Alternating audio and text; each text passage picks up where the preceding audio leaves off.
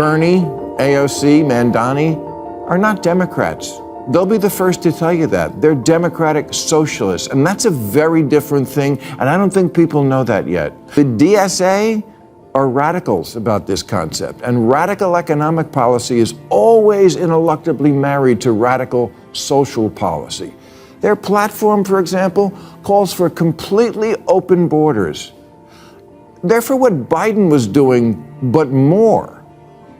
You think you're going to win an election on that? James Carville knew how to win, and he blamed the Democratic losses this November 2nd on stupid wokeness, to which AOC fired back that wokeness is a term almost exclusively used by older people these days. So that should tell you all you need to know. What? This is a term folks like you brought out very recently and had been proudly displaying at every march since. Just last year, The Guardian declared woke the word of our era. I guess they didn't get the memo from the Mean Girls Club. We don't use that emoji anymore. Woke, please, we say fetch now. Bernie Sanders and AOC are now in Bill Maher's spotlight. The comedian is pointing out why he believes their political strategies aren't working. Sanders hasn't completely given up on the idea of running for president again. And AOC, while not clearly saying what she plans to do, may also be thinking about a bigger political move. But for some reason, their efforts keep running into problems. So Bill Maher decides to dig deeper. He opens the door to a bigger conversation and explains why he thinks their approach keeps falling apart. And, as always, don't forget to hit the subscribe button. Let's get started. Democratic socialism is like a dating profile. Things look great until you meet up in the real world.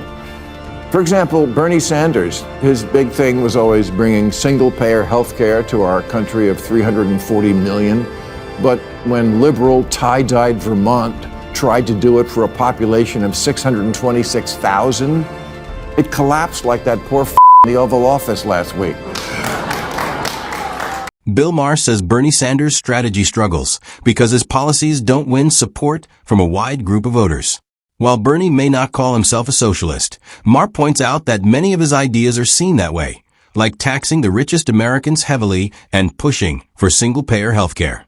These policies are popular with some progressives, but they don't always sit well with the general public. That makes it harder for Bernie to get broad political support. Maher even points to examples from Sanders' home state of Vermont. Attempts to create single-payer healthcare there ran into big problems and didn't deliver the sweeping changes Sanders promised. His point, big, ambitious policies might sound good in theory, but in practice, they often face resistance, especially when voters worry about too much government control. The takeaway? Having big ideas isn't enough to guarantee political success. I think people realize we already have a lot of socialism. So all that is socialism. Bill Maher also says another big reason AOC and Bernie Sanders are losing traction is the label Democratic Socialist.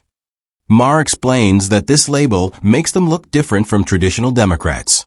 While most Democrats push for progressive changes within a capitalist system, Democratic Socialists support much more government involvement in the economy. For many Americans, the word socialist brings up negative ideas, fears of too much government control or economic instability. Even if Bernie and AOC don't go as far as their label suggests, just being called socialists can make moderate and swing voters hesitant. Maher's point: the Democratic Socialist label might excite progressive fans, but it also limits their ability to gain wider support in national elections. Are radicals about this concept, and radical economic policy is always ineluctably married to radical social policy. Their platform, for example, calls for completely open borders. They're for what Biden was doing, but more. You think you're going to win an election on that? This just seems like more extremism at a time when Americans are begging both parties, please, could just one of you act normal? Bill Maher says a big reason Americans are cautious about Democratic Socialists is fear. Voters worry that if Democratic Socialists gain power, they could make existing problems worse. Many Americans are already frustrated with issues like immigration, the economy, and government spending. Maher points out that some people look at Biden's handling of border enforcement and worry that democratic socialist policies could mean even more government control. The message is clear. While voters may not love Biden's policies, they may see him as a safer choice compared to what democratic socialists might do. Maher uses this to explain why Bernie Sanders and AOC struggle to gain support beyond their progressive base. It's not necessarily that voters reject their ideas. It's that they fear ambitious reforms could have unintended consequences for everyone else. Defund the police or military in the streets. Either MAGA's crypto crony capitalism or city-run grocery stores. No, I don't want that. I want a Democrat who reassures me if you like your Whole Foods, you can keep your Whole Foods. Bill Maher makes his opinion clear. He supports capitalism. In capitalism, people have the freedom to make their own choices, take control of their lives, and face the rewards or consequences of their decisions. Maher says this system encourages innovation, hard work, and personal responsibility. It lets people shape their own futures instead of relying on the government to make decisions for them. This idea resonates with many Americans. It's at the heart of the American dream, the belief that anyone, no matter their background, can succeed through effort, creativity, and determination. In Maher's view, socialism works against this principle. It centralizes control, limits opportunities, and can discourage ambition. By supporting capitalism, Maher is defending a system that values freedom, personal accountability, and the chance for everyone to create their own path in life. Max Spanberger once said about Biden's presidency that, quote, nobody elected him to be FDR. They elected him to be normal. Normal! You know, at this year's DSA convention, or as it's commonly known, Comic-Con, get this, you had to submit a photo of a negative COVID test to get in. In 2025. Yeah, no one wants to do that shit again. We've had enough of Trump's macho bullshit and also enough of politics.